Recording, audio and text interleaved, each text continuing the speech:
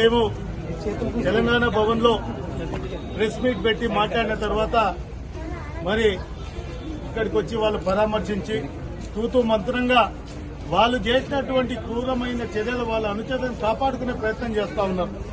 ఈ రోజు ఆ కుటుంబానికి అండగా ఉండాల్సినటువంటి ప్రభుత్వం పూర్తిగా నిస్సిగ్గుగా నిందితులను వెనుకేసుకొని రావడం చాలా దురదృష్టకరం అని కూడా చెప్తా ఉన్నాం. అక్కలు ఇద్దరు వచ్చినారు. అక్కలకు చెప్పింది అమ్మ ఎవరైతే శివ అనే విషయం చెప్తే శివ పేరు మార్చి శివమ్మ అనే ఆమెను కేసు రిజిస్టర్ చేసినారు. ఎంత దారుణంగా ఉందంటే కొల్లాపూర్ నియోజకవర్గంలో ఈరోజు జరుగుతున్న ఇదొక కేసు, ఇదొక ఉదాహరణ. ఇది మనం లైవ్ చూస్తా ఉన్నాం. ఇలాంటి మన దృష్టికి లాంటివి ఎన్నో సంఘటనలు జరుగుతూ ఉన్నాయి. మేము గౌరవ ముఖ్యమంత్రి గారిని కూడా 2-3 సార్లు మీడియా ద్వారా రిక్వెస్ట్ చేసినాం.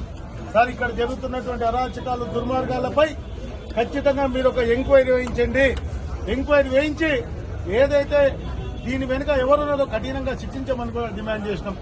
ఈ రోజు ఈ మహిళపై ఏదైతే చెంచు మహిళపై జరిగిన దాడి ఉందో మరి ఆ కుటుంబానికి అండగా ప్రభుత్వం నిలవాల్సినటువంటి అవసరం ఉంది. 2 లక్షల రూపాయలు ప్రకటించిపోవడం కాదు, ఖచ్చితంగా 50 లక్షల రూపాయలు ఇవ్వాలి. వాళ్ళ పిల్లలను రెసిడెన్షియల్ స్కూల్లో పెట్టి చదివించాలి. వాళ్ళ భూమి వాళ్ళకి ఇచ్చి వాళ్ళు వ్యవసాయం చేసుకునే విధంగా కూడా ప్రభుత్వం అండగా నిలబడాలని కూడా మేము డిమాండ్ చేస్తాం. వాళ్లకు న్యాయం జరిగే వరకు బీఆర్ఎస్ పార్టీ తరఫున ఖచ్చితంగా అందరం పోరాడుతా ఉన్నాం. పోలీస్ వ్యవస్థ మీపై ప్రజల నమ్మకం, విశ్వాసం కలగాలి. కానీ ఈ విధంగా ఎవరైతే మగవారి పేరు చెప్తే ఆడవాళ్ల పేర్లు తీసుకొని అమ్మాయిని భయపెట్టడం చాలా దురదృష్టకరమైన విషయాన్ని కూడా చెప్తా ఉన్నా. ఖచ్చితంగా అమ్మాయికి న్యాయం జరిగే వరకు అన్న జనార్దన్ ఇందాక మాట్లాడుతున్నాడు. నాగర్ కర్నూలు జిల్లా ఉండే గతంలో కర్నూలులో ఫ్యాక్షన్ సంస్కృతిని అని విన్నాము.